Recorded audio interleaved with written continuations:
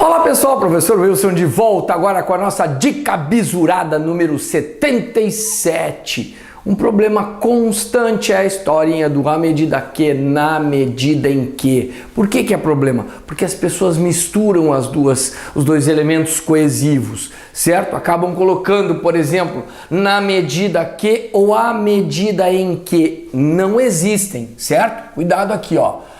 A medida em que não existe, na medida que também não existe, certo? Então tomem cuidado, ou é na medida em que ou é à medida que. Simples aqui, o bizu é lembrar, à medida que, a proporção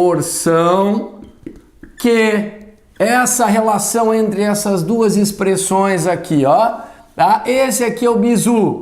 Por quê? Porque na medida em que não pode substituir a medida em que mantendo o significado, tá? Pode até substituir, mas o significado será outro, certo? Por quê? Porque aqui é uma relação de proporção, tá? E aqui, eu vou até apagar isso aqui, deixa eu pegar o apagador aqui. Eu vou apagar isso aqui para não confundir vocês, tá? Então, ou é esta ou esta. Misturar as duas não funciona, tá?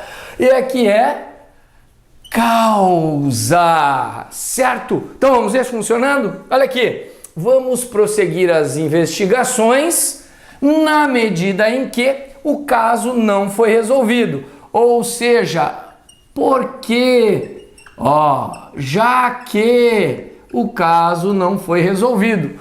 Aqui o fato, lá uma causa. O corte do orçamento é injusto. Porque na medida em que afeta principalmente a classe trabalhadora.